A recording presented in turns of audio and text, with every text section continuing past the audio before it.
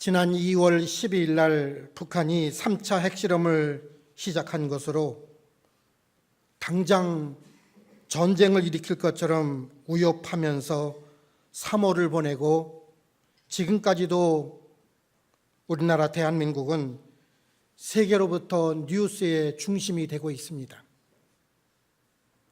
막상 이 안에 살고 있는 우리는 그렇게 큰 걱정을 안 하는데 해외에 나가 있는 가족들이 더 많은 걱정을 하면서 괜찮으냐고 안부를 물어오는 상황 속에 아마 여러분들이 거하셨을 줄로 압니다. 우리나라가 이처럼 세계의 관심거리가 되는 이유가 세계적인 가수가 된 싸이가 신곡을 발표했다고 노래를 따라하고 세계에서 그 동영상을 더 빨리 보려는 관심에서 전해지는 뉴스였으면 얼마나 좋겠는가. 재능 있는 우리나라 운동선수나 인물들이 나라를 빛내게 하고 자랑스럽게 한다는 국위선양의 뉴스를 우리가 들었으면 참 좋겠는데,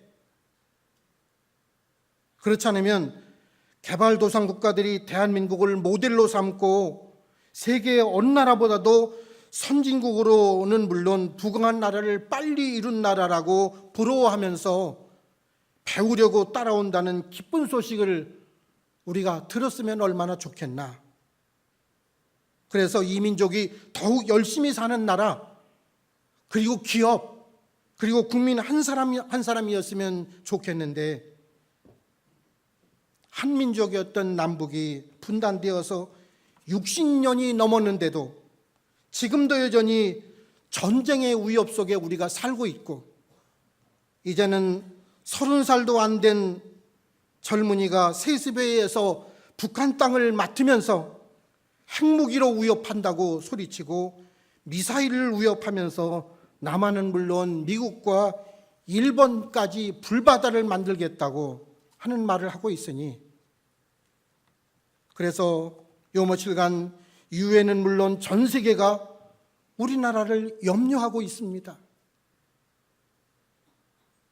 이제 TV에 자주 등장하는 북한의 모습이 짜증이 나고, 그러다 못해 언제까지 우리가 이렇게 살아야 하고 후손으로 이 문제를 이어줘야 하는지 화가 날 때가 있습니다. 여기다 언론들은 한술 더 떠서 위기를 조장하는 말만을 자꾸 앞세우면서 가진 추측과 말들을 TV를 통해 방송하여서 백성들을 불안케 하는 것이 오늘의 현실입니다. 그렇지 않아도 장사하는 분들은 IMF 때보다 살기가 더 힘들다고 하는 말을 심심찮게 하고, 국제적인 경제적인 어려움이 국내 경제에 영향을 주어서 더욱 어렵게 한다고 걱정하고 있는데, 나라의 중심을 잡아주고 국민의 다양한 소리를 한데 모아서 내일의 비전을 제시해야 할 정치 지도자들이나 국민의 대표라는 국회의원들이 제 역할을 다 하지 못하고 있습니다. 이것은 리더십 문제만이 아닙니다. 우리 모두의 문제이며 나라의 운명을 좌우하는 문제라고 저는 생각합니다. 그러므로 내가 야당에 속해 있든지 여당에 속해 있든지 오늘 그리스도인 된 우리는 나라를 위해서, 그리고 이 나라를 맡은 위정자들을 위해서, 그리고 한 나라의 지도자는 하나님이 세우신다고 말씀하셨으니 하나님이 세우신 대통령을 위해서 기도해야 합니다. 자신의 입장만 고수하며 목소리를 높이고 집단 행동으로 나라 전체를 무질서로 만드는 사람들이 아직도 이 땅에 얼마나 많이 있는지 모릅니다. 대한민국에 살면서 지금의 사태를 직시하지 못하고 국회에마저도 있는 종북에 빠져 있는 이질 사상 집단들이 또한 우리 주변에 얼마나 많은지 모릅니다. 이런 것 하나 통제하지 못하는 나라, 질서를 세우지 못하는 나라에 소망이 있다고 여러분 생각하십니까? 혹시라도 예수만 잘 믿으면 나라에 어떻게 되든지 하나님의 은혜로 주신 하나님의 은혜로 근심 걱정 없이 살 수 있다고 여러분 생각하십니까? 만약 그런 생각을 하고 있다면 그것은 굉장히 순진하거나 어리석은 사람이라고 할 수밖에 없습니다. 그리스도인이든 불신자든 우리는 대한민국이라는 큰 배에 함께 탄 사람들입니다. 한 배를 타고 거친 물결이 소용돌이 치는 드넓은 바다를 향해서 항해하고 있는 중입니다. 선장 한 사람의 실수로 생긴 어려움이라 할지라도 함께 짊어져야 합니다.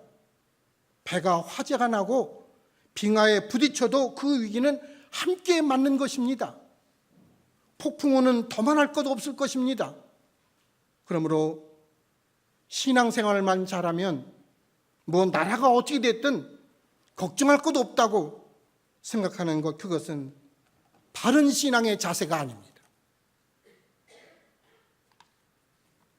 저는 오늘 읽어주신 본문의 말씀을 가지고 나라뿐만 아니라 개인적으로나 가정적으로 삶에서 만나는 걱정과 염려가 불안함으로 또는 두려움으로 나를 몰아가고 내 가정을 몰아갈 때에 오늘처럼 세계가 우리나라를 걱정하며 지켜보듯이 나라의 미래를 불안하게 하고 두렵게 할 때 하나님의 백성인 그리스도인들은 이 상황을 어떻게 판단하고 극복해야 할까?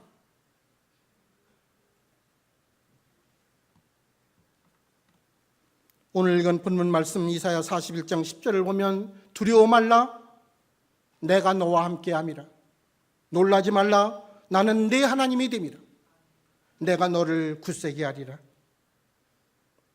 참으로 너를 도와주리라 참으로 나의 의로운 오른손이 너를 붙들리라 약속했습니다. 우리 중에 이 말씀 좋아하지 않는 사람은 아마 한 명도 없을 것입니다.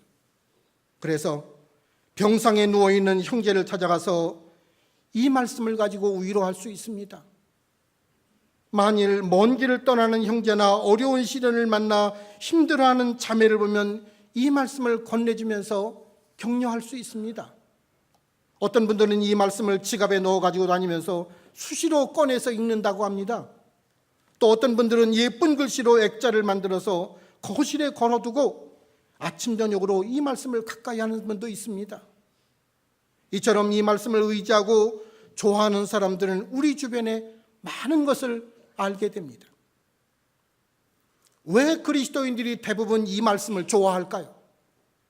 그것은 사실은 너나 할 것 없이 마음속에 두려움을 안고 사는 존재가 우리이기 때문에 그렇습니다.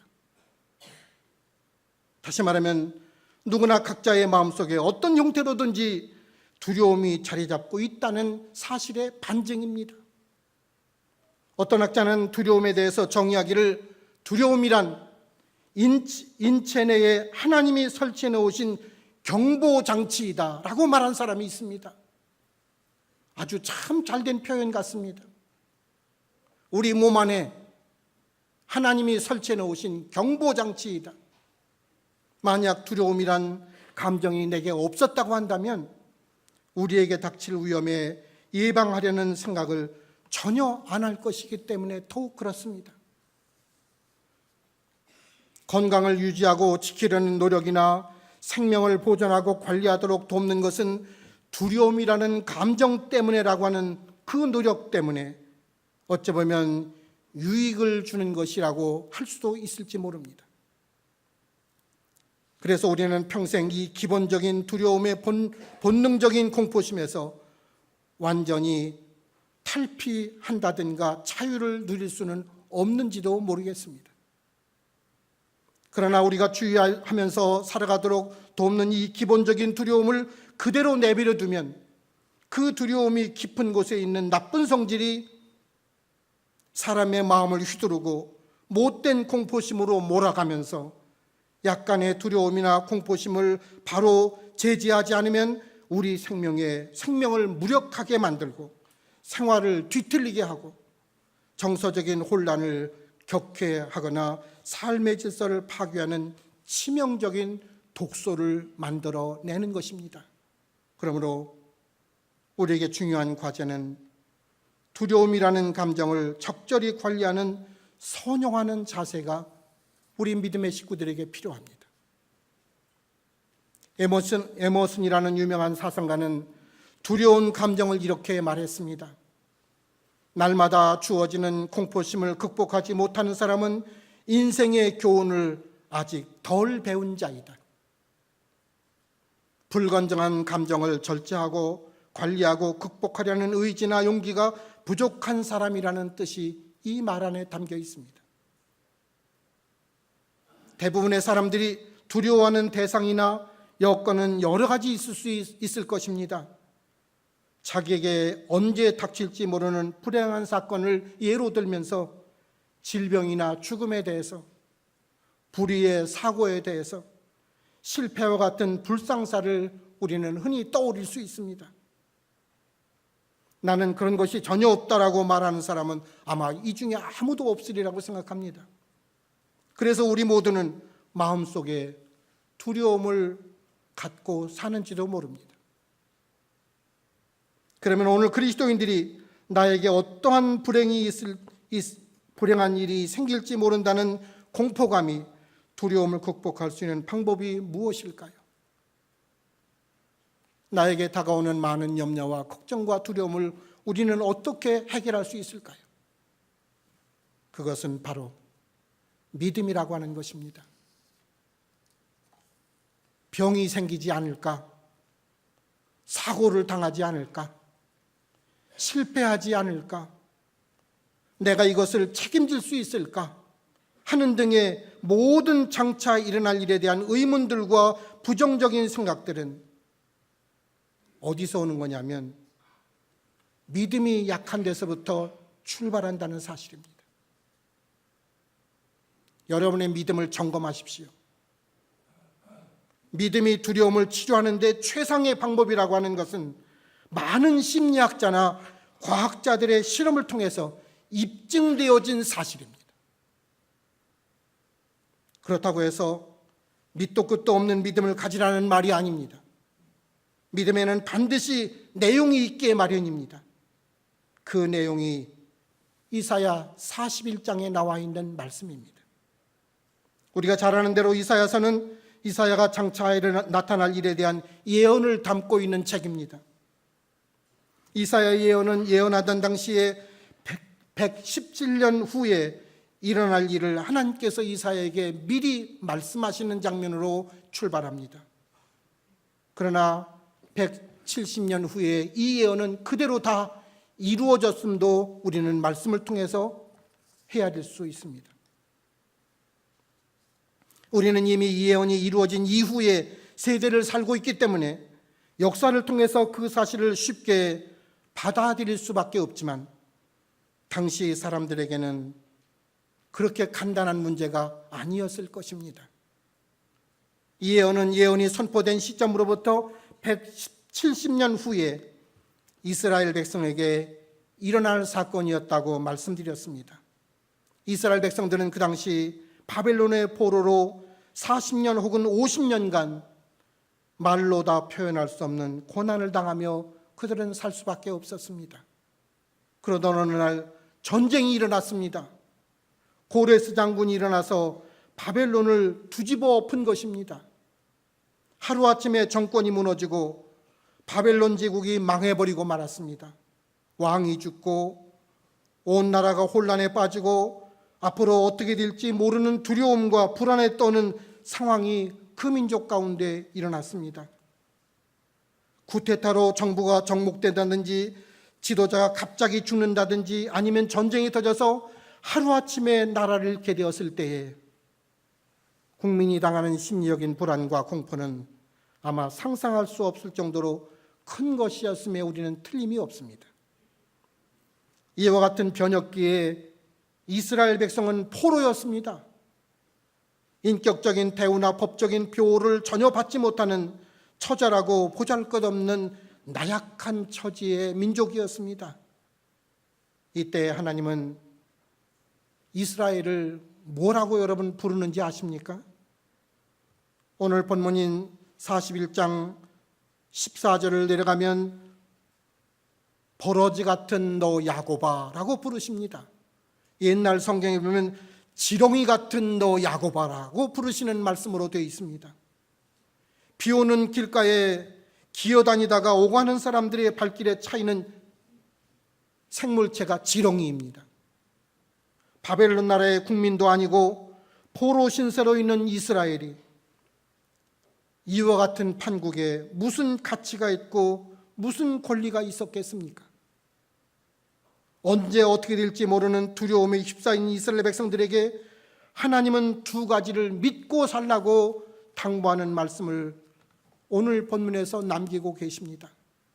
그 하나는 이스라엘이 하나님과 어떤 관계를 맺고 있는지를 너희들은 생각하고 그 관계를 철저히 믿으라고 당부하시는 말씀입니다. 이스라엘 백성이 하나님과 어떤 관계를 맺고 있었습니까? 하나님은 나의 종 너 이스라엘아, 내가 택한 야곱아, 나의 벗 아브라함의 자손아 라고 그 백성들을 부르십니다. 하나님은 이스라엘을 하나님 앞에서 종이자 벗이라고 부르시는 말씀입니다. 성경에서 이스라엘을 하나님의 종이라고 부르는 것은 하나님이 마구 부려먹는 모슴이란 뜻이 아닙니다. 하나님의 종이란 우주 만물의 주인이신 하나님을 섬기고 그분을 위해서 봉사하는 영광스러운 신분을 가리키는 뜻입니다. 느헤미야는 바벨론 왕 술 맡은 관원이었습니다. 날마다 왕에게 술을 올리는 일은 왕의 생명과 직결되는 중요한 임무로 그 영광과 권세가 대단했던 인물입니다. 그렇다면 하나님을 받들고 수종하는 일이 종의 위치가 얼마나 영광스러운 것이었겠습니까? 하나님은 이와 같이 영광스럽고 자랑스러운 신분으로 내가 너희들을 택했다고 말씀하시는 장면입니다. 오늘 여러분과 제가 하나님 앞에서 그러한 위치에 있다는 사실을 기억하십시오. 또한 이스라엘 백성을 하나님으로부터 벗이라고 칭호해 주셨습니다. 하나님은 이스라엘을 벗이라고 불러주셨다는 말씀입니다. 흉어물 없이 비밀도 서로 털어놓을 수 있는 그런 관계를 친구라고 말합니다. 창세기 18장에 보면 하나님이 아브라함에게 나타나셔서 내가 하려는 것을 아브라함 너에게 숨기겠느냐 하시는 말씀을 만날 수 있습니다. 하나님과 아브라함 사이에 비밀이 없다는 뜻입니다. 이처럼 이스라엘 백성은 하나님과 깊은 영적인 관계를 맺고 있어서 하나님의 비밀과 하나님의 뜻을 어느 민족보다 먼저 알 수 있게 하시고 깨달을 수 있도록 하나님의 벗으로 이스라엘 백성들을 택하셨다고 하시는 말씀을 만나게 됩니다. 또 이스라엘 백성은 어떤 사람입니까?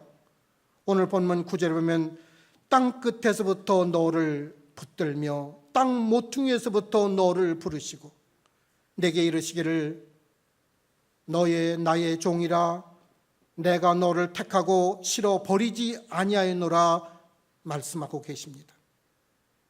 하나님 앞에서 특별한 백성이 되었다는 뜻입니다. 장차 어떤 일이 벌어질지 모르는 정치적인 변혁기에 목숨조차 어떻게 될지 전혀 알 수 없는 불안한 상황 속에 있을 때에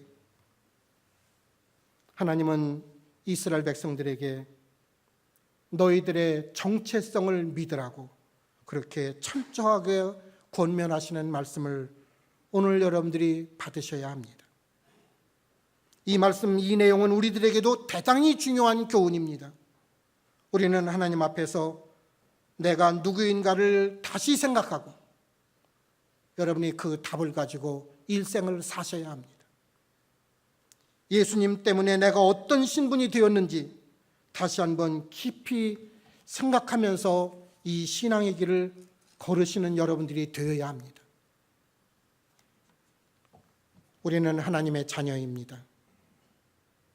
부모가 자기 자녀가 어려울 때 내버려 두지 않고 가만히 있지 않듯이 우리가 하나님의 자녀이기 때문에 하나님은 반드시 우리를 위해서 하시는 일이 계실 것입니다. 그러므로 하나님의 자녀라는 신분, 그분의 백성이라는 신분을 우리는 한시도 잊으며 살아서는 안 될 것입니다. 그래야 쓸데없는 두려움과 불안에서 떨지 않을 수 있습니다.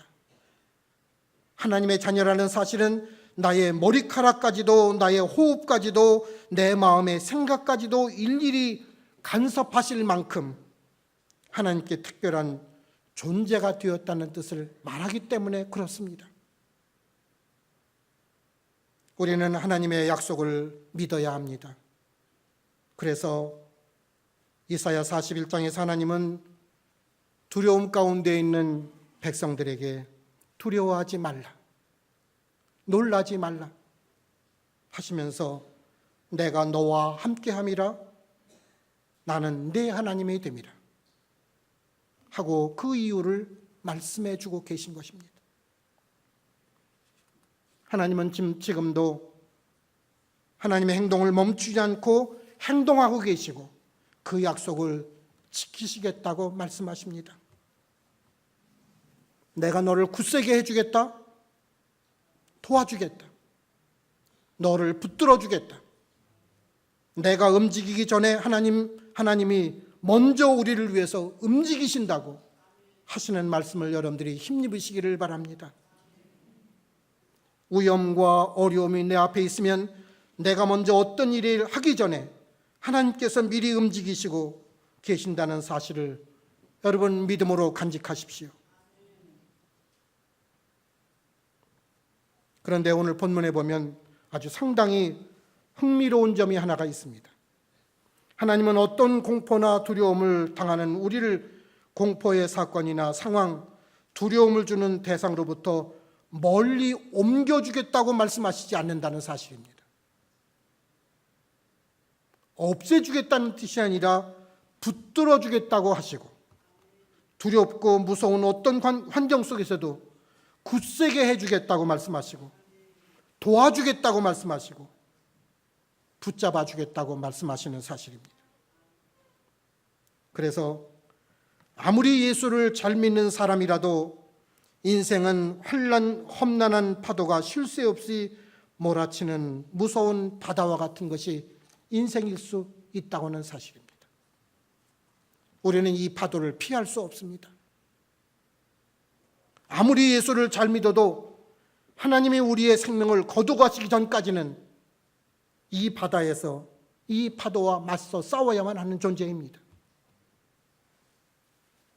우리 앞에는 언제든지 무서운 일들이 벌어질 수 있고, 그래서 한시도 이 공포에서 헤어나지 못해서 불안해할 수 있습니다.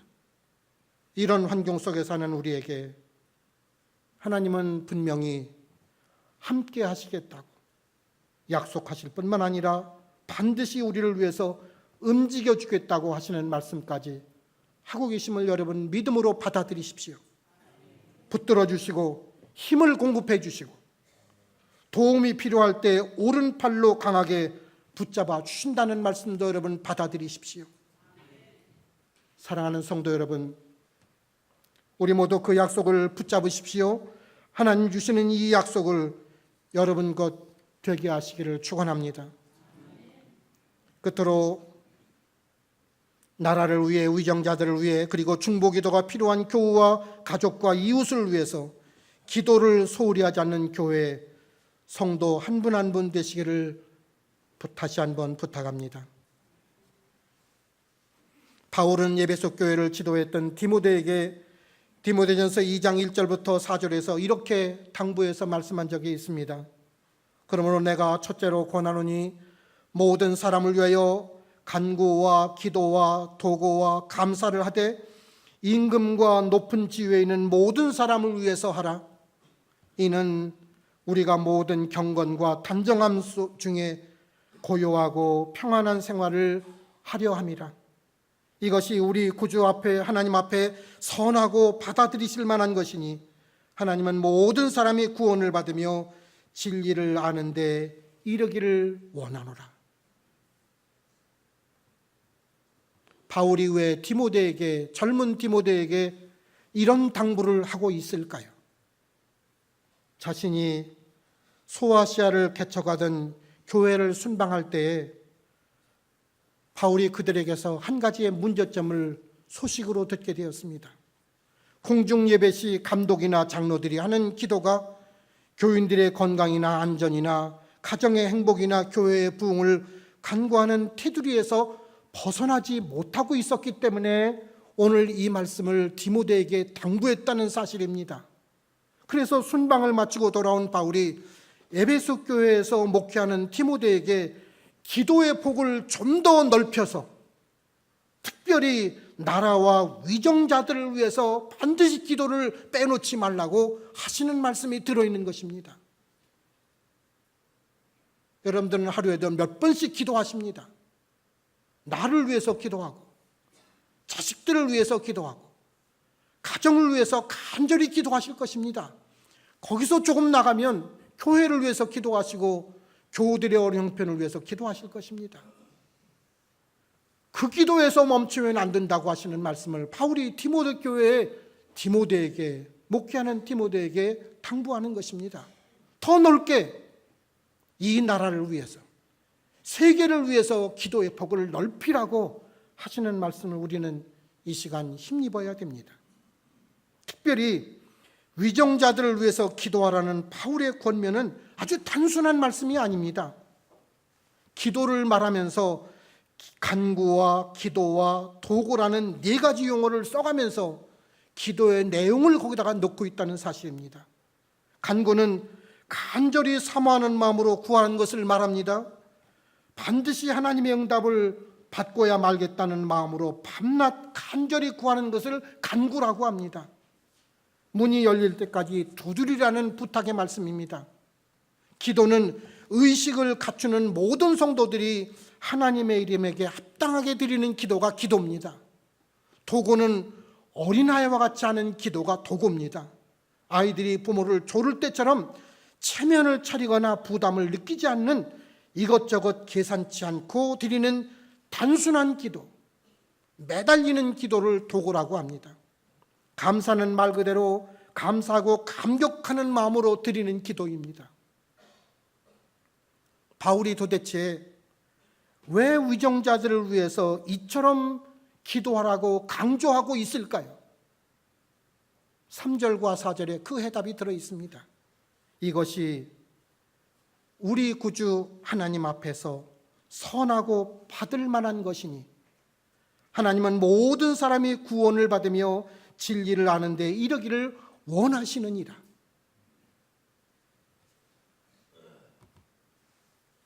이 같은 기도가 우리를 구원해 주신 하나님의 마음에 합한 기도이며 하나님의 관심은 구원받은 우리에게만 제한되어 있지 않으시고 모든 사람, 이 세상에 있는 모든 사람들이 구원에 이르기를 바라서 이런 기도를 요청한다는 말씀을 우리는 이 시간에 알게 됩니다. 그러므로 하나님의 은혜를 일찍 받은 우리가 하나님께서 관심을 가지고 계신 세상을 위해서 특별히 위정자들을 위해서 기도하는 것은 마땅한 일입니다. 빼놓아서는 안 될 내용입니다. 우리나라는 경제적으로나 군사적으로 세계 강대국에 들리지는 못하지만 전 인구의 4분의 1이 넘는 하나님의 백성이 있습니다. 그 중에서도 적어도 3분의 1은 밤이든 낮이든 하루에 한두 번 이상 이 나라를 위해서 기도하고 있는 줄로 저는 압니다. 또 이웃을 위해서, 세상을 위해서 기도하는 줄로 압니다. 이 나라의 온전한 민주주의가 이루어지고 이 사회의 정의가 바로 서고 양심이 살아나서 사람들이 일한 만큼 정당한 대우를 받는 나라 되게 해달라고 우리는 기도합니다.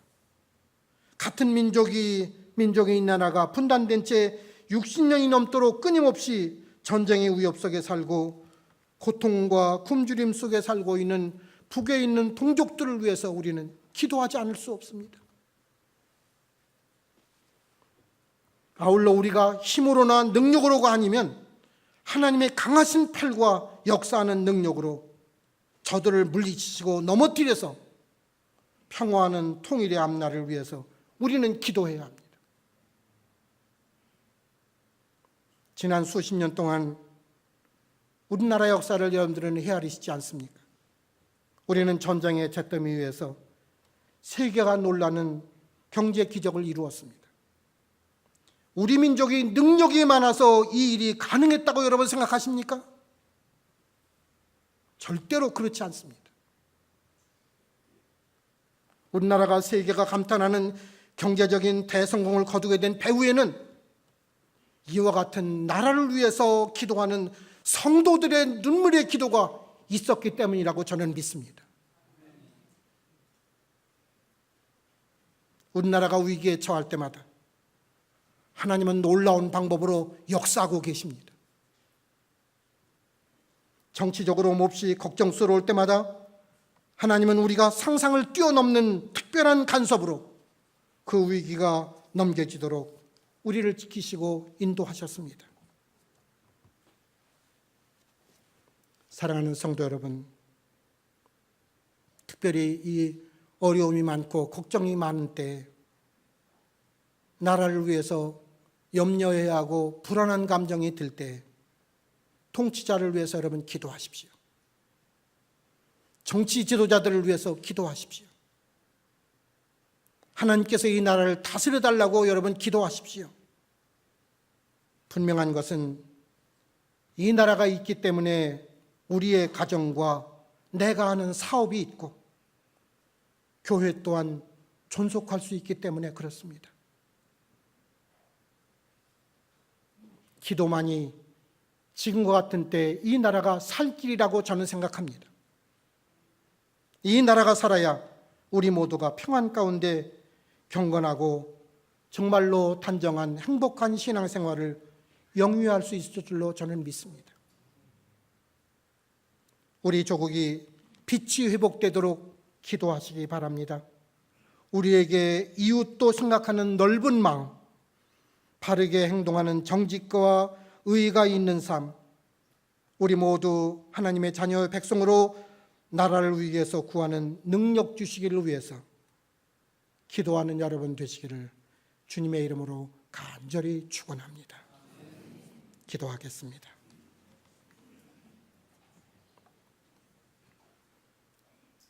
우리 민족을 억압과 구속에서 해방시키시고 자유의 유산 구원의 기쁨을 가지며 오늘까지 살게 하시는 축복을 하나님께 먼저 감사드립니다. 아직도 남북이 분단된 채 통일된 민족을 이루지 못하고 세습에 의해서 지배자가 된 철없는 젊은이는 전쟁을 운운하면서 핵무장으로 세계를 혼란케 하는 때에 이 땅이 놓여 있습니다. 하나님, 우리의 힘이나 능력이 아닐진데 하나님의 강하신 팔과 역사하시는 능력으로 저들을 넘어뜨리시고 평화하는 통일의 앞날을 어서 속히 허락해 주시옵소서. 이 나라를 사랑하시고 위기 때마다 놀라운 방법으로 역사하시는 하나님, 이 민족을 계속해서 사랑해 주시오며 하나님의 인도하심과 변화시키시는 은혜를 체험하는 앞날로 저희 모두를 이끌어 주시옵소서. 성지순례 중에 계신 담임 목사님 네 분 그리고 성도님들의 일정과 동행해 주시고 말씀을 따라 큰 감동과 은혜에 충만하여 돌아오시는 보호하심과 축복된 기간으로 또한 인도해 주시옵소서. 김문희 원로 목사님 병원에 입원하시고 건강 회복을 위해서 치료 중에 계십니다. 치유하심의 손길, 치료하시는 능력을 베푸심으로 건강케 하시는 회복 허락해 주시옵소서. 감사드리며 우리 주님 예수 그리스도의 이름으로 기도하옵나이다. 아멘.